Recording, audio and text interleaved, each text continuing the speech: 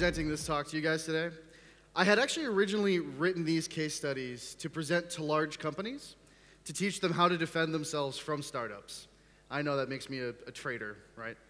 But then when the Startup Istanbul folks emailed me, I thought it might be a lot more interesting for you guys to sort of understand how incumbents, how existing companies look at how they need to defend themselves from you trying to eat their lunch, trying to take their business. So we're going to talk about a few different companies today. First, I want to introduce myself. My name is Sam Mallikarjunan. Principal marketing strategist at HubSpot. I also teach the advanced digital marketing course at the Harvard Division of Continuing Education. Shameless plug, I am also the author of the book How to Sell Better Than Amazon, which is, thanks to our publisher, ironically available for purchase on Amazon.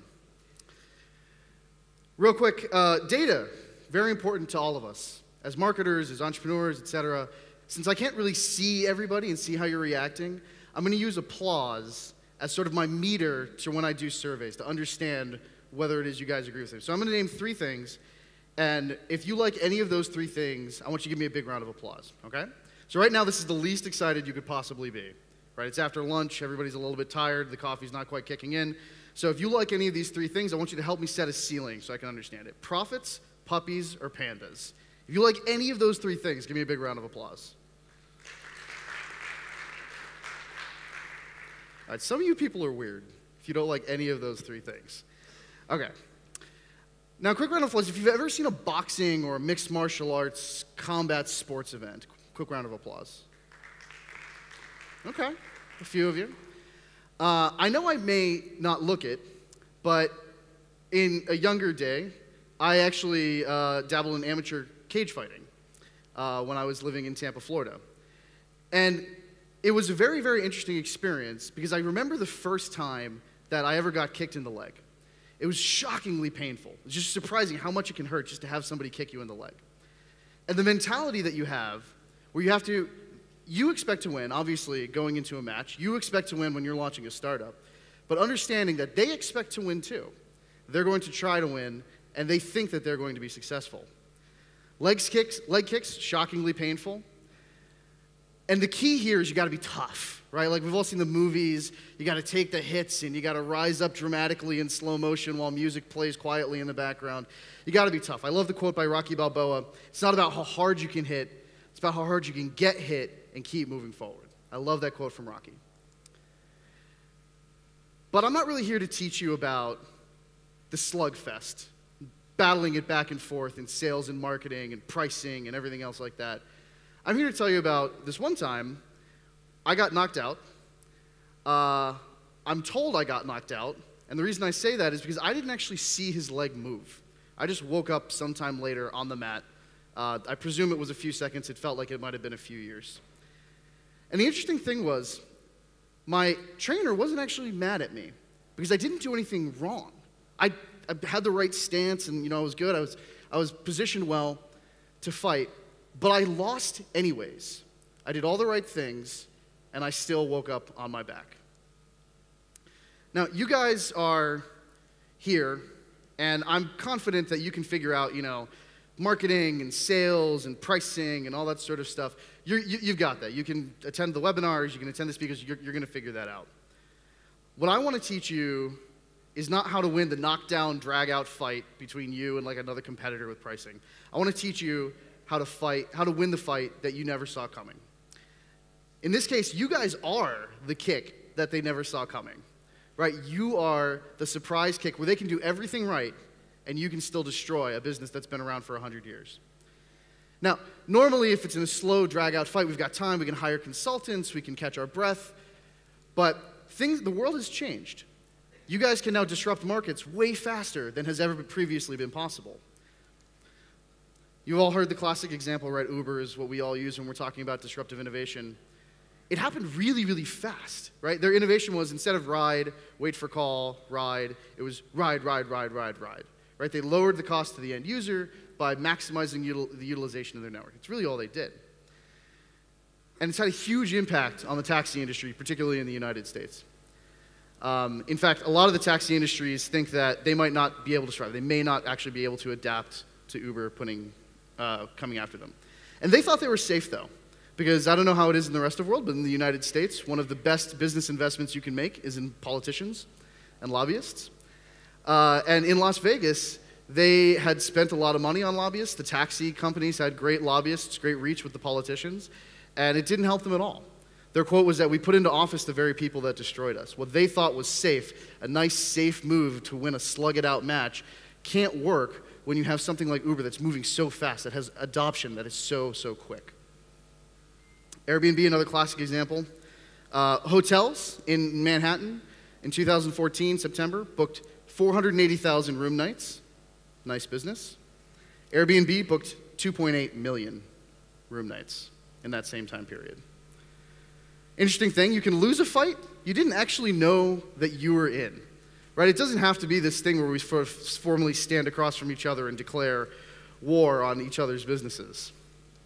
You can also win fights that your opponent doesn't know that you were in, because they may not be coming after you and they still have the potential to disrupt your business. You can be disrupted by accident. Kodak, one of the classic sort of American brands, went bankrupt, which is kind of sad because we actually call it the Kodak moment, right? In the US, that was their brand positioning. You structure your lives around creating and capturing these Kodak moments. But the Kodak went bankrupt because the Kodak moment went bankrupt. We don't sit there and position ourselves for the perfect picture anymore and set up our family in like the beautiful spot. We take pictures constantly. There's probably more pictures being taken at this one conference than were taken in the entire, summer vacations that I took as a child. This is me taking 6 of the exact same pictures of my wife taking a picture, by the way. This is how the world changed for Kodak. Another example, TomTom, very successful company. You're looking at 2008, you're riding high, you're seeing a lot of growth in your stock, you're seeing a lot of growth in revenue, and then suddenly, a chart that no CEO wants to see is declining growth. Some of that is the recession, that's fair, but they never recovered. And why didn't they recover? Well, quick round of applause if you have a smartphone. Okay, I think more of you actually have a smartphone than like profits, puppies, or pandas. I worry about you. But congratulations, you're what killed those two companies. Google didn't set out, Android didn't set out, iPhone didn't set out to be like, oh, you know what we really want to do is go after TomTom's GPS market. They didn't go out and be like, oh, we really want to disrupt the digital camera market. They decided to include it because it was a good, useful, very mediocre feature, by the way. I remember when we first had like multi-megabit pictures on cell phones, they did not think that this was going to be a thing that destroyed their business. The cell phones did it by accident. Sometimes I feel bad, I regret that I wasn't around in like the 60s or the 70s during the real heady times of the computer science revolution, because I just feel like there was so much new. I could have had so much fun and made a ton of money. Or even further back, I feel like during the Industrial Revolution, there's so much opportunity. Like I could have had so much fun and made a ton of money. But today is just as interesting. People 20, 30, 40 years from now are going to look back and say, man, I wish I'd been around in 2016 because I could have had a ton of fun and made a ton of money. There's an old curse/compliment. May you live in interesting times, right? There's another group that lived in very interesting times. It was the dinosaurs. Interesting doesn't necessarily mean enjoyable. We are in a mass extinction of businesses. In the United States, I'll continue to use us as an example. It's a large and mature market. 70% of the companies on the Fortune 1000 list are brand new within the last 10 years. You think about that. We think about that as a defining characteristic. You're a Fortune 500 CEO. You're a Fortune 1000 company. And 70% of them are new. In fact, the average life expectancy has declined from 75 years on the Fortune 500 to 15 years today, trending towards 5 years, according to a report from Forrester. Something as fundamental as being a Fortune 500 company is not something that keeps you safe. Now, obviously, this brings opportunities for new entrepreneurs, for new startups, for new species, if you will. I think it would be kind of hard for all of us to have a vibrant innovation ecosystem if we had to fight velociraptors on the way to work, or if T-Rexes were also clogging up the streets with traffic. So the fact that the dinosaurs went extinct was actually quite handy for us in terms of our development as a species. That's that orange line that you get to see right there that helped cute little mammals as well as adorable entrepreneurs like yourselves sort of hit the market. So, before I teach you how to block knockout kicks, I want to help you understand how they work. You need to understand what that kick is, because people overuse this term a lot. I've heard it probably, I don't know, 20 times already today, disruption. We have this disruptive idea. We're going to disrupt this market. There's a specific framework, right? Round of applause. Anybody ever seen the movie Princess Bride? Yeah? Applaud. Come on, I can't see. Okay, a couple of you. All right. Famous quote from that is, I don't think that word means what you think it means. Oh, you don't have to hide your head. It's a great movie. All right. How did we get here? It's not that you guys are just really, really smart people. Plenty of smart people are willing to work for $500,000 a year salary and a bunch of stock bonuses and a company car for really, really large companies. The difference is the way in which we have opportunities to compete with businesses. So, work itself has gotten harder. It's gotten more competitive. It's gotten faster. And you may feel weird applauding to this, but give it a quick round of applause if you feel like work has gotten more competitive, the pressure has increased. Yeah. It's tough. I can feel the stress when I'm at work in a much different way than maybe I felt even just 10 or 15 years ago. Everyone around you is facing this same reality. There's a great quote from Alvin Toffler. The illiterate of the 21st century will not be those who can't read and write, but those who cannot learn, unlearn, and relearn. I want to adapt his quote a little bit. The strategy illiterate of the 21st century will be those who cannot master a business model, but they cannot learn, unlearn, and relearn what models matter. Change the way that they look at the world. Decreased technical barriers to entry, decreased barriers to movement, increased availability of capital.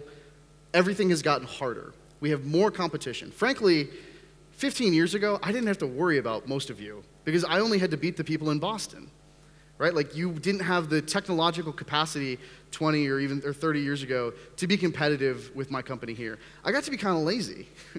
I got to have like this nice, relatively gentle life where I didn't have to deal with every single brilliant person on the face of the freaking planet. Now I do.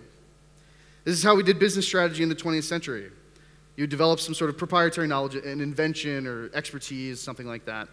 And there was this precious resource that you had to consume. And then you'd extract value from that proprietary knowledge, invention, whatever it is, right? Like you have that knowledge stock, and then you extract value from it by pushing it to the market. But this doesn't work anymore because the depreciation of knowledge has dramatically increased. It used to be we could rely on an invention or my expertise as a professional holding me out through, 10, 20, 30 years. Now, you're like 3, 4, 5 years, and this cool thing that you've invented, everybody knows it. Uber's business model, the on-demand thing, I think we've already seen it. A couple of you guys are working on taking that exact business model, this proprietary knowledge flow that they have, and applying it to new and interesting markets. Just holding on to knowledge is not what it used to be. This is a picture of just the connections between Facebook users. The entire world is now connected. The entire world is competing with you simultaneously. So the technology adoption lifecycle, you've probably seen this curve. This is nice, easy bell curve that shows how people adapt and adopt new products. You've got the innovators on the far left, the people who would just buy everything. And then all the way on the far side, you have the laggards like, for example, my mother, who just switched off dial-up internet 2 years ago. She was paying AOL $29.95 a month for dial-up internet. There were always going to be some laggards. This, however, is not as smooth as it used to be either.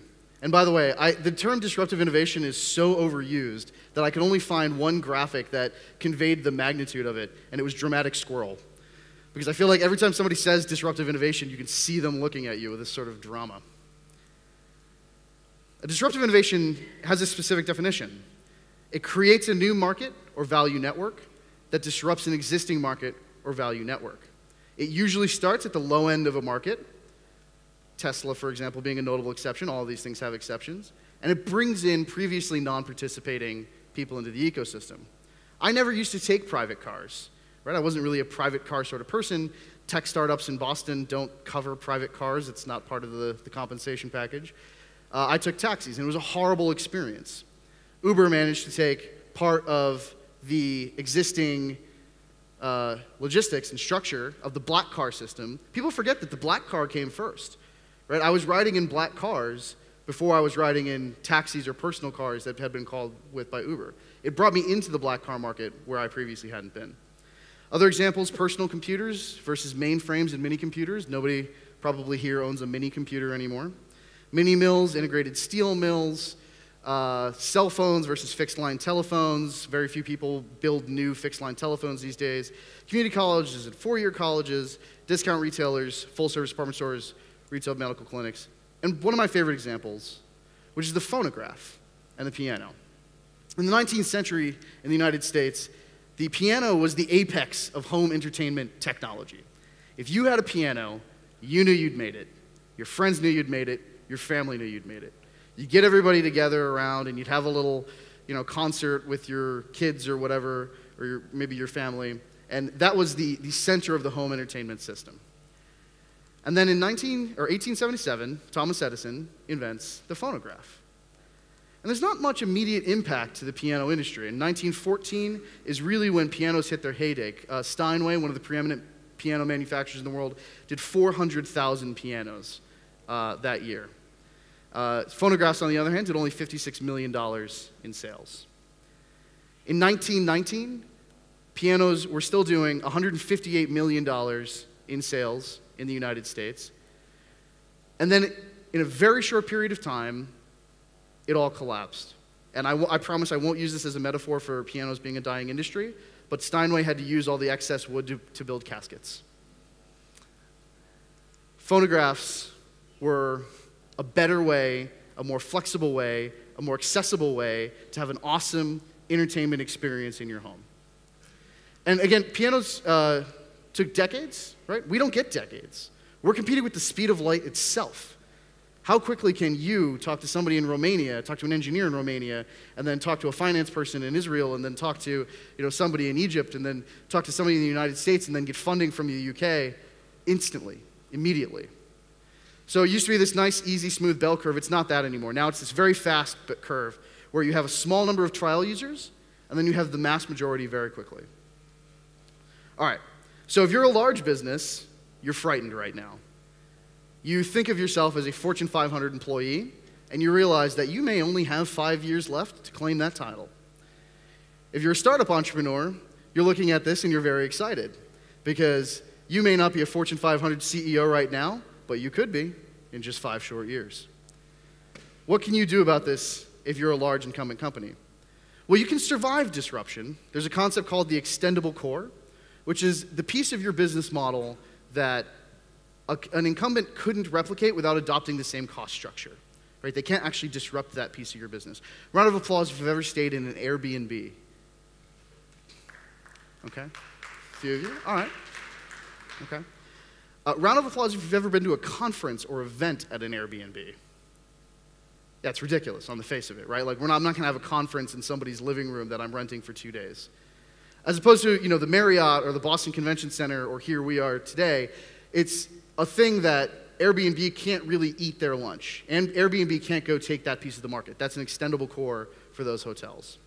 But you do want to do more than just survive disruption. You want to create it. If you're waiting for somebody else to kill you, you don't have that runway anymore. You don't have 100 years for the CEO of the piano companies to figure out what's happening to them. So at HubSpot, for example, we're a sales and marketing software company. Be pretty surprised, but round of applause if anybody's heard of HubSpot. Oh, okay. I take it back. Apparently we have a good marketing team. But we rolled out a free low-end version of our software. And as you can imagine, this is a little bit controversial in our company because some people canceled their paid HubSpot subscriptions and moved down to the free version. Some people who would have bought a paid version never did. They're using the free version instead.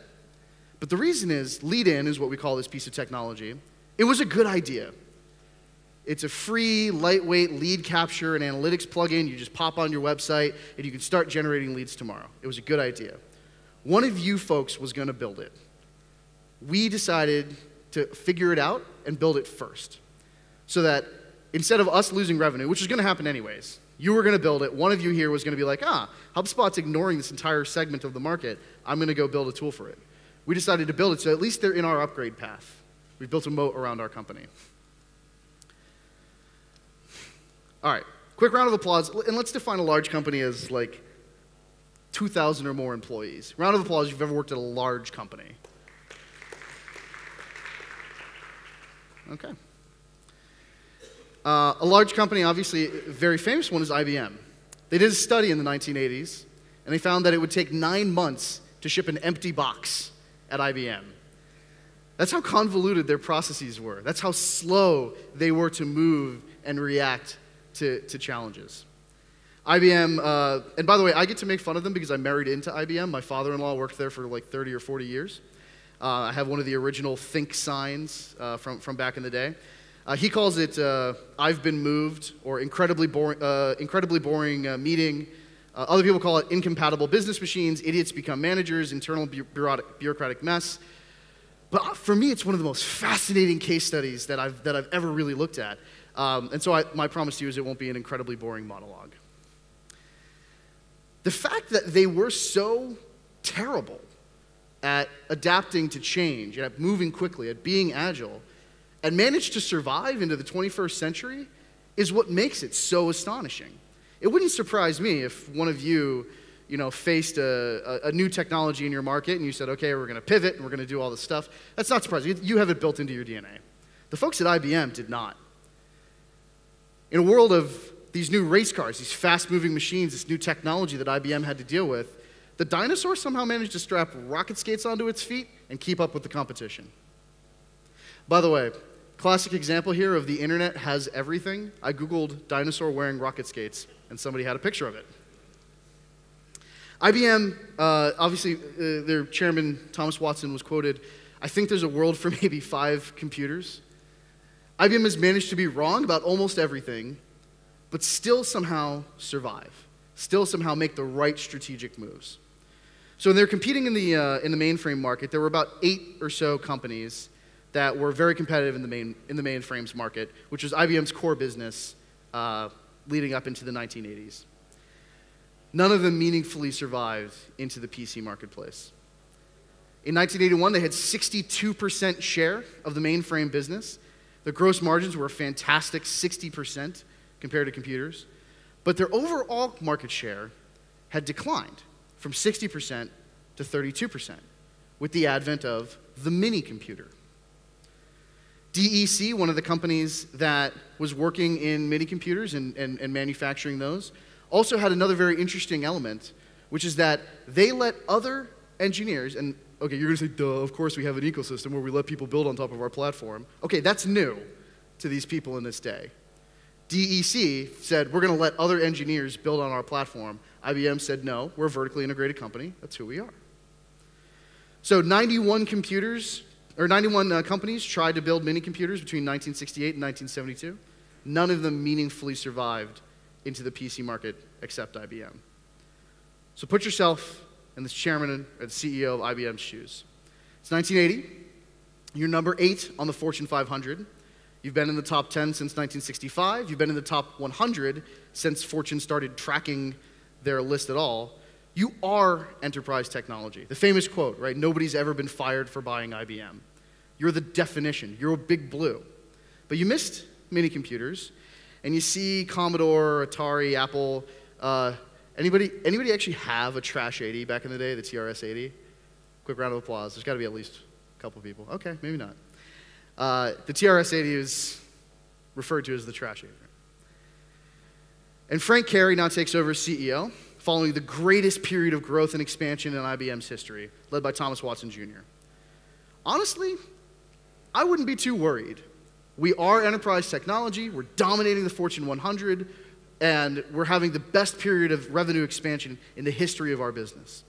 But he was smarter than that. He knew that there was something coming. Somebody came and pitched this to him, and you can tell me how you would think of this if you were the CEO.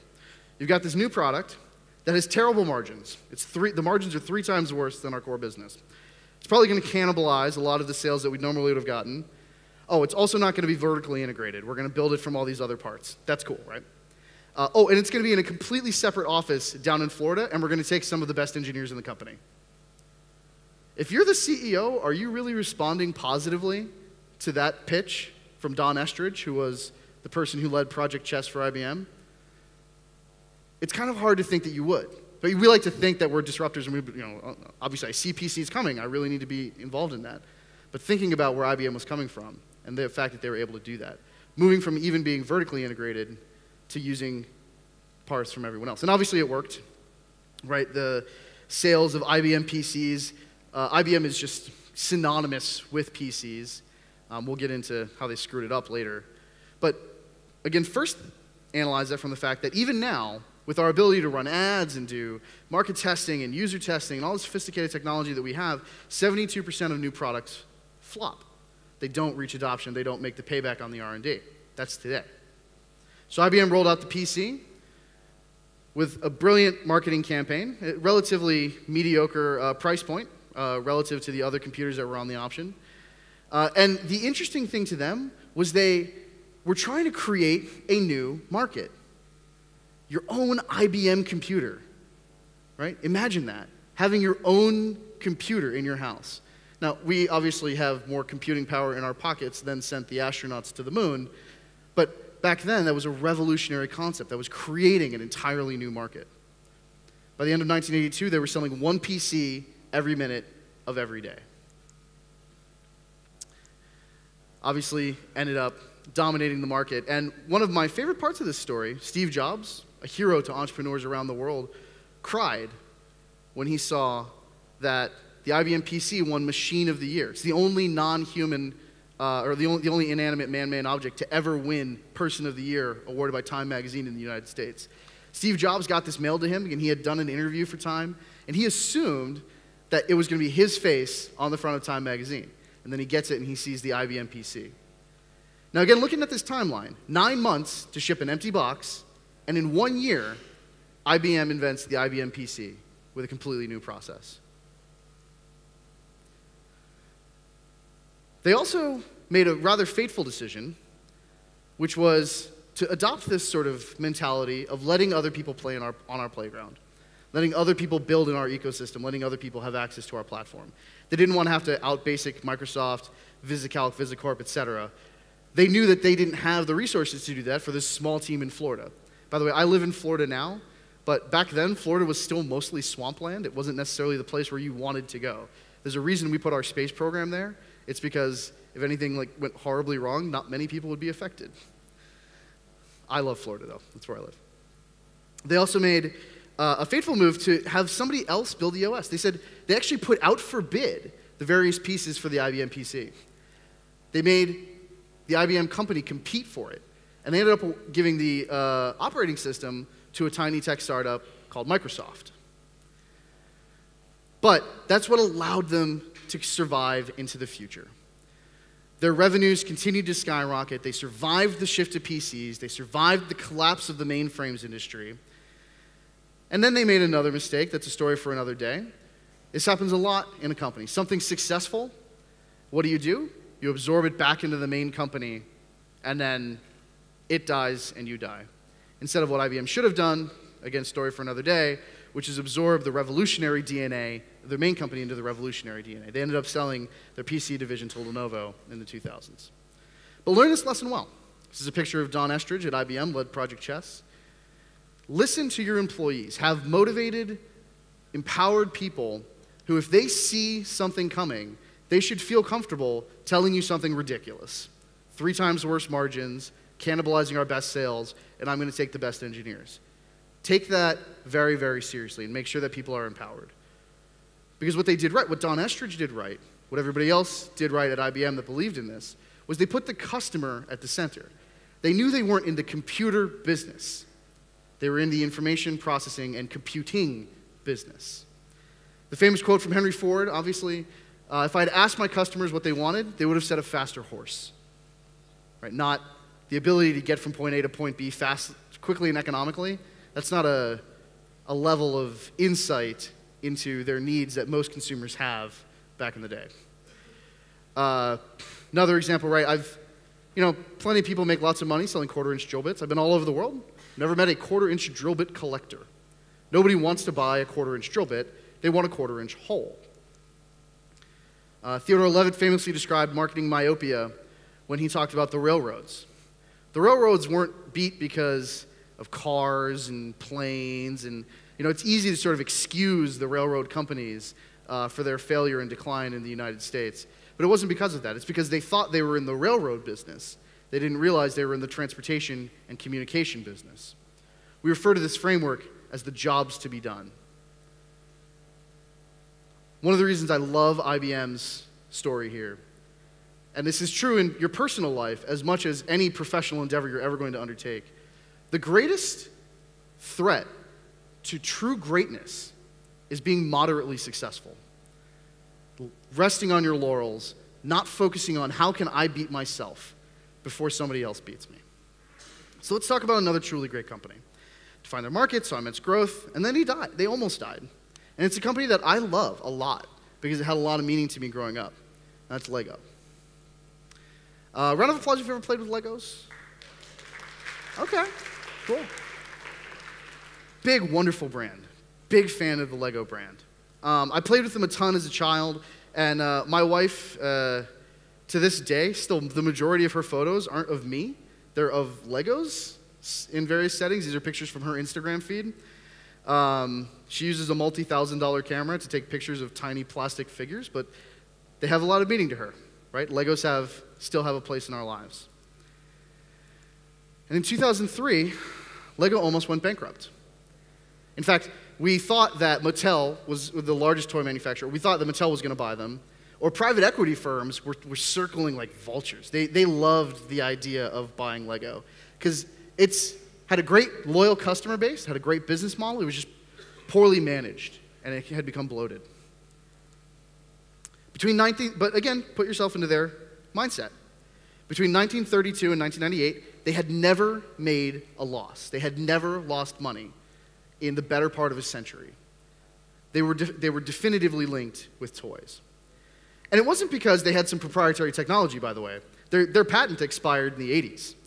And there's plenty of people who were building block-based toy systems. And it wasn't that competitive pressure that was protecting them. And yet, this is what happens leading into the 2000s. Now suddenly they're losing lots of money every year. And then they did this. How did they make that pivot? That's a fascinating story. That's a company that managed to survive into the future by focusing on its core customer and by focusing on how it can compete with itself. A lot of it was just know thyself, right? They didn't actually know how much it cost to produce some of their units. Some of the really cool fiber optic ones actually cost more to produce than they were selling it for. And they didn't know that. Culture of complacency had set in. A good fact, a rather terrifying fact for most businesses, exciting for you because you're startup entrepreneurs, you can beat someone else with the exact same business model that you just measure better. You can out-leverage them in growth, you can out-leverage them in customer retention, you can do a better job at solving for that model, and you can beat somebody without doing anything remarkable. I talked to a flower company in Boston, in the United States, and they were very concerned because their competitor was spending way more on advertising and PPC than they could possibly afford. And they knew they had the same suppliers, right? So their cost of goods sold is the same. They knew they had the same price point. So it wasn't like the other person was charging a premium or underselling them and doing volume. They were still basically selling it the same way. And so I went over to their competitor and I bought some flowers. And while I was buying flowers, they asked me, who are you buying your flowers for? I said, buying it for my wife. I said, why are you buying it? I said, well, it's her birthday. And they're like, would you like us to remind you next year when it's her birthday? Yes, I would, because I'm terrible at remembering people's birthdays. Is there anybody else's birthday that you forget pretty often?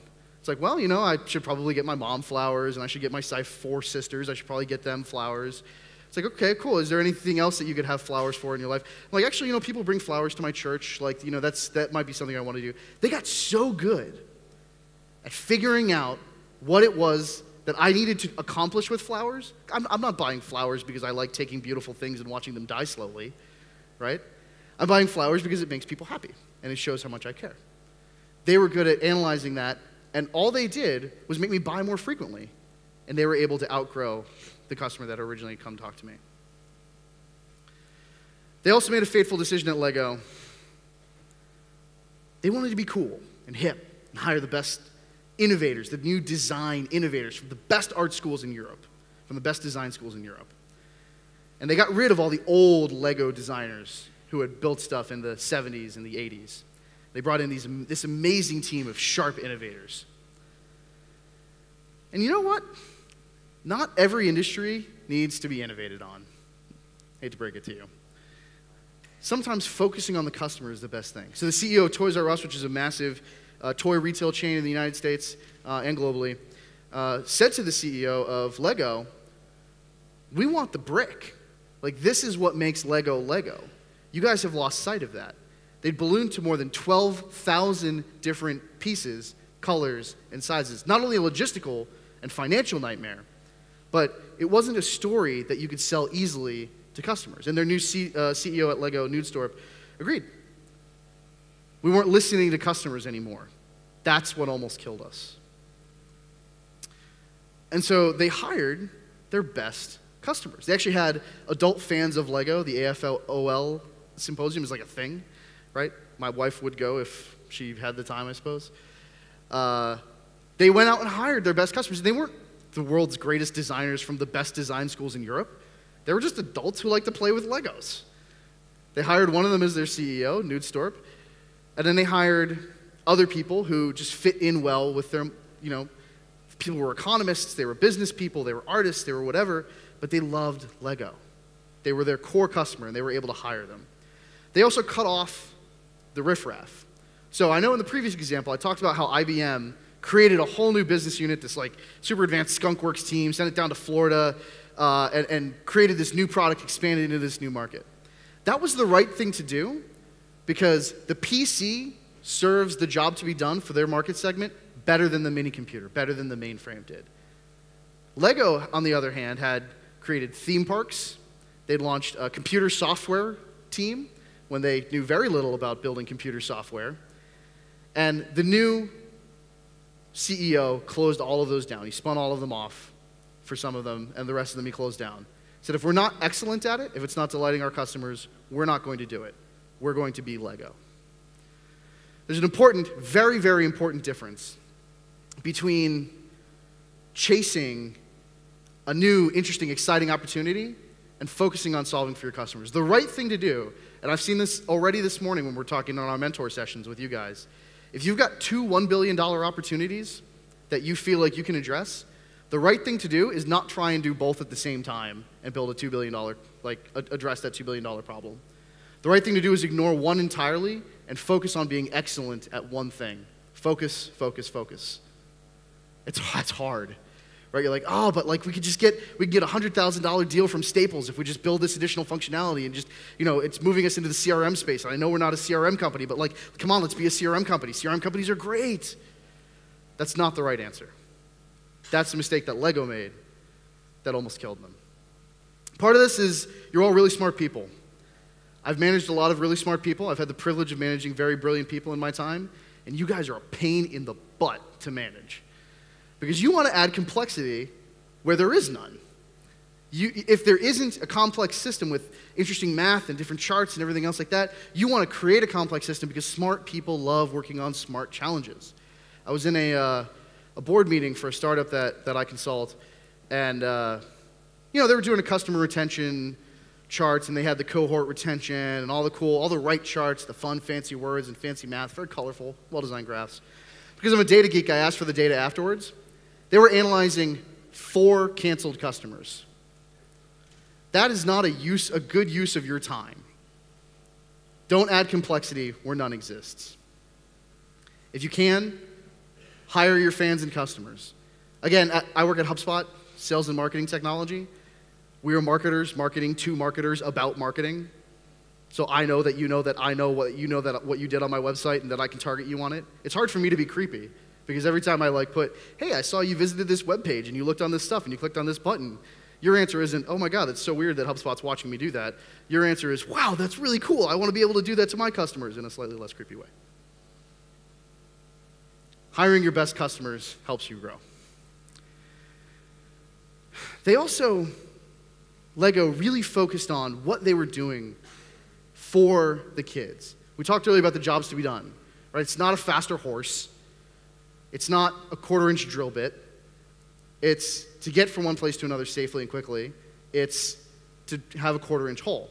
And when I played with Legos as a child, I would build a house, right? And then I would take those pieces apart and I would build a Star Destroyer. And then I would take those pieces apart and I would build, well, maybe a horse, right? There was no limit. The use cases, the applications of Lego's product was limited by the imagination of children, which is probably one of the most limitless and powerful sources of creativity in the world. Another beautiful part of Lego, obviously the people who paid for it. Right? When I was a child, I didn't buy Lego. My dad bought Legos. And I didn't come from a particularly wealthy family. My dad couldn't get me like the newest, best toys all the time, you know, the shoes that light up when you run. Like that wasn't my childhood. That wasn't me growing up. But he could buy me Legos. And for one box of, you know, $15 Legos that came with 500 pieces or something like that, he could entertain me, keep me happy, keep my creativity moving for years. For years. So that was the job to be done for my dad. And that was the job to be done for me. And Lego did a fantastic job of solving for that. They also went over to MIT and did a study and found out that kids that play with Legos are brilliant. You're learning problem solving, you're learning spatial reasoning, you're learning all these incredibly valuable skills that help you be successful in the modern era. Not only is it a relatively cheap way for my dad to keep me entertained, but he's setting me up for success in life. In fact, Sergey Brin, the founder of Google, one of the founders of Google, credited playing with Legos as a child as a core part of the reason why he was successful and able to see how pieces fit together in a way that delivered what he was seeing, that delivered the value. So Lego now drives product suggestions right from its customers. This is I encourage you to vote for this, just because women in NASA, I feel, have been lost to history, and they've made incredible contributions to the United States space program. So if you feel like going and voting for the Women of NASA Lego collection, feel free. But the key here is that they're listening to their customers, obsessively solving for the customers. They hired their customers, and they built the business around it. So now I want to talk about one more company that wasn't doing so well, that somehow managed to strap rocket skates onto its feet and do the hard thing. That's Nintendo. Nintendo had a great Q2 of this year. This is a chart any CEO would love to see. This is the launch of Pokemon Go with Nintendo. Now, I will point out that pretty soon after this, the market figured out that Nintendo doesn't actually own Pokemon Go. Niantic Labs is the software developer that made Pokemon Go. Nintendo owns part of the Pokemon company and has made some investments in Niantic. But they don't own Pokemon Go. But their stock price is still really, really high. Because the idea that a company like Nintendo, which has pushed back on the idea of mobile gaming and stuff in general for a long time, would do something this innovative was a really promising sign. They're sitting on a lot of passion. They're sitting on a lot of customer satisfaction, just like Lego was. And now they're doing something interesting with it. And the market finds that interesting. And by the way, I didn't do my survey. This audience, there might actually be some round of applause if you play Pokemon Go at all. Oh, okay. Round of applause if you're Team Mystic. Oh, my God. Let me guess. Valor? Instinct? Oh, all right. You guys are weird. We'll go battle for a gym later. Pokemon Go took 19 days to reach 50 million downloads. It is the fastest thing in history to ever get 50 million people using it. Way faster than, you know, some of the things we think of like Candy Crush and stuff like that. Oh, this is the alert you get if you're trying playing when you're in a car, you're going too fast. But also compare this to other innovations that we've seen as transformative to our lives. Radio took 38 years, television 13 years. Angry Birds, relatively fast, 35 days. Pokemon Go smashed it, 19 days. Also, eats a lot of time. So I spent a fair amount of time at these events. pretending like I'm answering my emails, and in reality, I'm farming. There's a Pokestop here, right? So there's two of them, actually, they overlap, so I'm farming it. It eats up a lot of time, more than Facebook, more than Snapchat, more than Twitter, Instagram, or a lot of other mobile devices. Also, the fastest app to ever reach $500 million in revenue, eating people's money. 3.3 times faster than Candy Crush, and almost 7 times faster than most of the other apps in terms of reaching $500 million. Projected to do $1 billion in revenue by the end of this year, a mere 6 months after its launch. This is Nintendo's revenue charts over the last few years. Not a good chart, right? Like, we don't want to see that sort of decline. We like to see up and to the right, not down and to the right, as investors, as stockholders, as business owners. Nintendo should see, unless they do something horribly, horribly wrong, and I don't own any stock in Nintendo, so this isn't like a forward-looking statement that you can sue me for, they should see an increase that reverses their declining trend just off Pokemon Go. Just off the revenue from that in the 6 months that it's been out. In the frankly, very basic, limited gameplay that it has. There's not a lot of options to give Pokemon Go your money. They haven't even begun to tap that, nor have they begun to tap the rest of their intellectual property. There's some rumors about a Mario game. Anybody see the Olympics closing ceremonies? No? Where the Prime Minister pops out dressed as Mario? No? Okay, whatever. Prime Minister popped out dressed as Mario. It's that impactful, that core to the experience, to this, that much passion around their business. So we know that a combination of 3 companies invested in Niantic: Google, Pokemon Company, and Nintendo. We don't know what the terms of that deal were, but let's go ahead and assume that Nintendo actually fronted all of that $30 million, even with the fact that they're only getting an estimated 10%, 10 cents on every dollar from Pokemon Go. They got their money back in 55 days. That's not a bad investment. And they've opened up a completely new era for them, for the post-console world. And by the way, in true disruptor fashion, Pokemon Go is additive. These are the revenue charts for basically the other games in the app stores from the company App Annie, which does tracking on this. The revenue and stuff really doesn't fluctuate. It hasn't tanked. It's not like everybody's like, oh, I was spending money on Candy Crush, now I'm going to go spend money on Pokemon Go. What's happened is they brought in previously non-participating people into the market. Myself being one of them. This is an instant message I received from my wife a few weeks after Pokemon Go came out, saying, you spent $80 on Pokemon? And this is the receipts that back her up, which are me buying various things and stuff inside the Pokemon app. I have never spent $1 on a mobile app in my life. There's never anything important enough for me that I would spend money on it. And at this, these numbers are a little bit on, I'm probably close to like $150 now that I've spent in aggregate on the Pokemon app. And I'm not that weird, right? There's 30 million daily active users plus of the Pokemon Go app who are being bought into this market. So Nintendo, like I said, actually didn't revise their forward earnings projection because they told the market that they had already factored Pokemon Go's revenue in. Although they could never have factored how successful it was going to be. You can't plan for success that great. But the reason that their stock was successful, that I'm talking about them on stage, that everybody's excited about it, is because them doing something interesting at all is kind of a new concept. Right? When was the last time they did something other than a marginal improvement on their existing console business? You know? They figured out how to compete with themselves. They took a risk. They also did something else that was interesting. They didn't build it. They didn't have to risk it. They let somebody else use their intellectual property and build on the platform of their intellectual property, right? They're not a mobile app business. Niantic is. They let Niantic go and build on the platform, the ecosystem that they have of these incredibly valuable characters with valuable stories. So platform business is another one that it's a very overused term.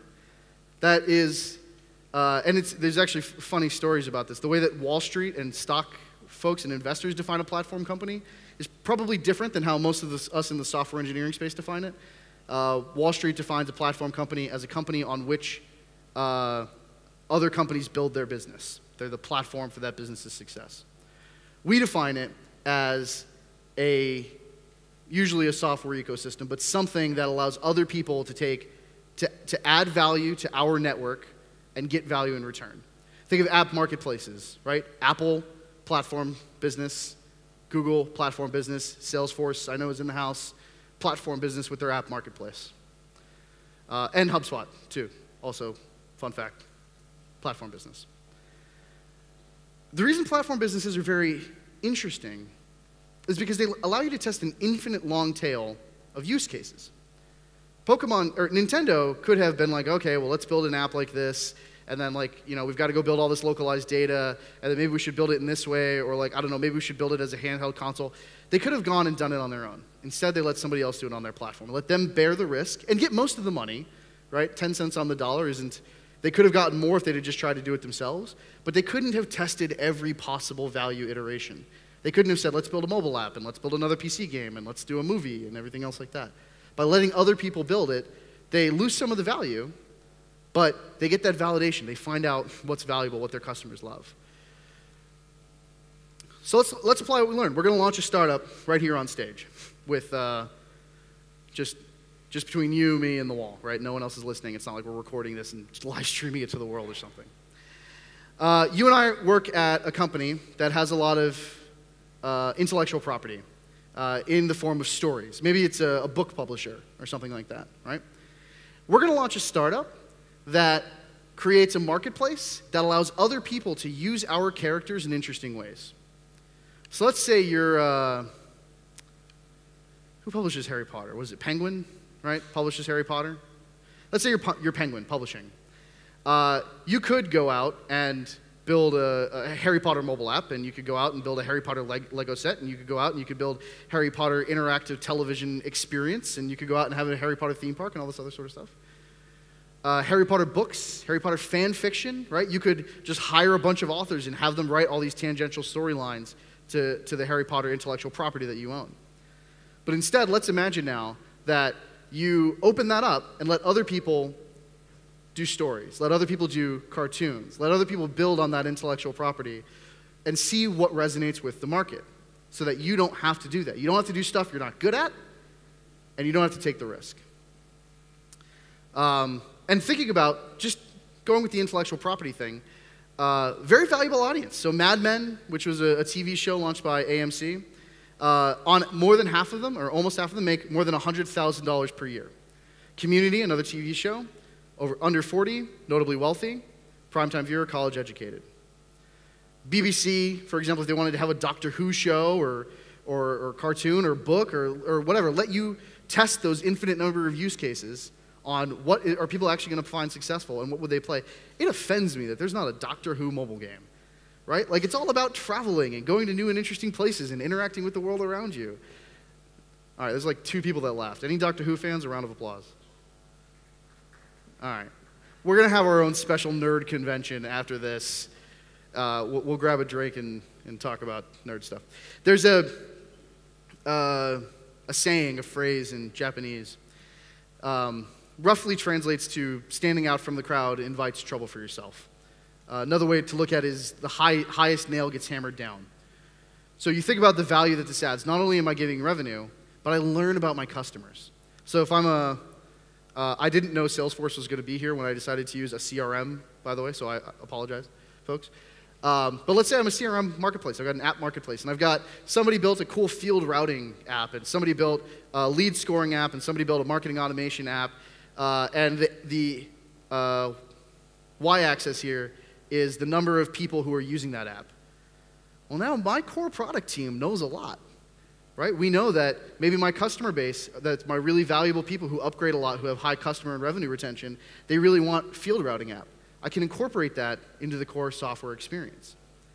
The platform company not only allows me to generate revenue that I would never otherwise have had, but the platform strategy, the way of thinking, not just software, but the way of thinking about letting other people test infinite use cases of value for your customers, opens up a lot of doors and helps you deliver value faster.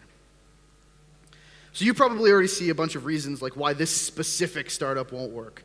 And the common response is like, okay, Nobody can do that, so I'm not going to worry about it, right? Nobody can go build an intellectual property marketplace, although I bet one of you already has it half-coded, and do all this other stuff. But the smart employee is going to try and figure out if there's a way to do that. The smart manager is going to make sure that their team is pointed at what adds value to the customer, even when it comes down to things as simple as sales compensation.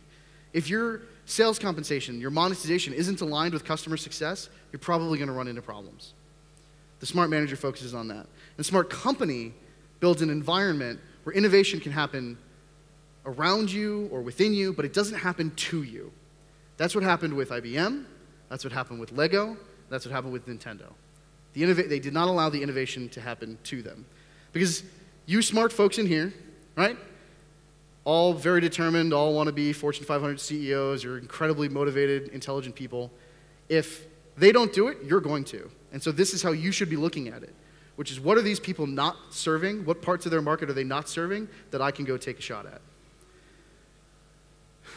Don't focus on why something is impossible. Don't focus on like, come on, we're never going to get all these components into a box this big for a personal computer, right? That's ridiculous. Ask yourself, what would happen to your business if that did happen? What would happen to our customers? Where would they go? And if the answer is not continue paying us, you should focus on that. You should try and be that disruption before somebody else. I'm a little embarrassed. This is a live shot of my phone, and apparently there's a large audience that has appeared that I need to capture. So I'm going to go play Pokemon Go. I hope you guys have enjoyed this presentation. I hope it's inspired you to look at the opportunities in the market, to understand how incumbents are going to defend themselves, and to use that to plan how you attack and how you build incredible businesses and how you grow your economies. Thank you very much.